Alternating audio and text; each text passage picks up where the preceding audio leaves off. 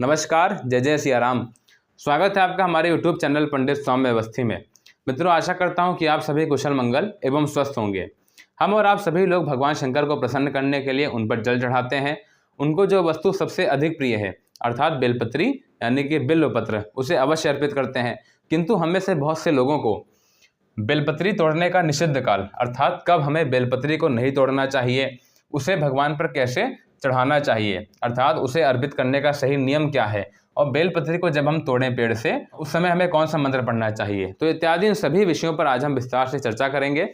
तो ये जानते हैं कि बेलपत्री को हमें कब नहीं तोड़ना चाहिए। तो इसके लिए कहा गया है कि चतुर्थी, अष्टमी, नवमी, चतुर्दशी, अमावस्या, इन 5 तिथियों को आपको बेलपत्री नहीं तोड़नी चाहिए।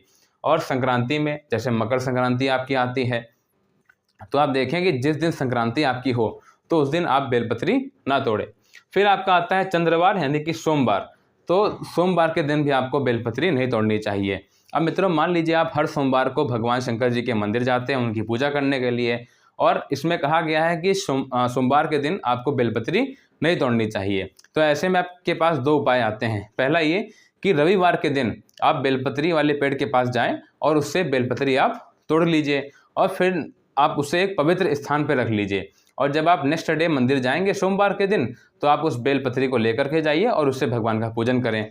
और दूसरा उपाय ये आता है, जैसे मान लीजिए आप भगवान शंकर के मंदिर में गए और सोमवार के दिन आप गए। अब कहा गया है कि सोमवार के दिन आपको बेलपत्री नहीं तोड़नी चाहिए। तो ऐसे में आप क्या करेंगे, जैसे कोई व्यक्ति मान लीजिए सोमवार के दिन बेलपत्री वहाँ मंदिर में पहले से चढ़ाकर चला गया है, तो आप उस बेलपत्री को उठाइए, उसे साफ पानी से धो लीजिए और फिर आप उस बेलपत्री को दोबारा अर्पित कर सकते हैं। अर्थात मेरे कहने का मतलब ये है कि बेलपत्री कभी भी बासी नहीं होती। या जैसे मान लीजिए आप बेलपत्री भगवान पर अर्पित करते हैं, गलती से एक बेलपत्री कम पड़ गई, तो आपने जो बेलपत्री चढ़ा दी है उसे वापस से आप उठा लीजिए, साफ पानी से धो लीजिए और दोबारा से आप अर्पित कर दीजिए। तो आपकी गिनती पूरी हो जाएगी और आपको फल भी पूरा मिलेगा। इसी के साथ साथ मैं आपको बताऊं, जैसे मैं आपको एग्जांपल दे रहा हूं, जैसे मान लीजिए अमावस्या के दिन आपको भगवान का पूजन करना है, तो इसमें कहा गया है कि अमावस्या के दिन आपको बेलपत्री नहीं तोड़नी चाहिए। और फिर अमावस्या के एक दिन पहले आपकी आती है चतुर्दशी, इस तिथि को भी आपको बेलपत्री नहीं तोड़नी चाहिए। तो आपके पास 2 उपाय हैं, जैसे त्रयोदशी को आप बेलपत्री तोड़ लीजिए और उससे आप चतुर्दशी को अर्पित कर दीजिए। फिर चाहे तो आप वापस से उसे घर लेके आ सकते हैं और फिर आप उसे अमावस्या पे भगवान पर अर्पित कर दीजिएगा।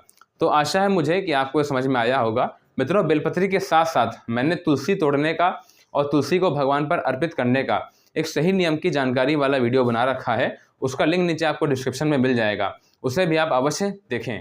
तो मित्रों, आइए अब हम आगे बढ़ते हैं और चलिए जानते हैं कि बेलपत्री को भगवान शंकर पर अर्पित करने का सही नियम क्या है। तो जैसे मान लीजिए आप जब बेलपत्री को तोड़ करके लेके आते हैं, तो बेलपत्री के 2 भाग होते हैं, एक तो होता है ऊपर मुलायम वाला भाग और नीचे होता है खुरदुरा वाला भाग। तो जब आप भगवान शंकर पर बेलपत्री अर्पित करें तो ध्यान रखें, जो ऊपर का मुलायम वाला भाग होता है उसे आप पलट दीजिए और उसे आप भगवान शंकर जी के संपर्क में रखिएगा। मुझे आशा है कि आपको समझ में आया होगा। फिर से बता देते हैं, जैसे मान लीजिए आपने बेलपत्री तोड़ा तो बेलपत्री को आप पलट दीजिए और पलटने के बाद भगवान शंकर जी पर इस प्रकार से अर्पित करिए कि बेलपत्री का जो मुख है, जो उसका मुंह है, वह नीचे की ओर हो। आइए हम बढ़ते हैं आगे और बात करते हैं कि बेलपत्री को जब हम तोड़ते हैं पेड़ से तो उस समय हमें कौन सा मंत्र पढ़ना चाहिए।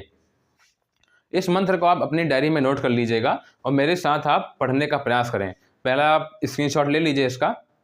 चलिए अब मंत्र पढ़ा जाए।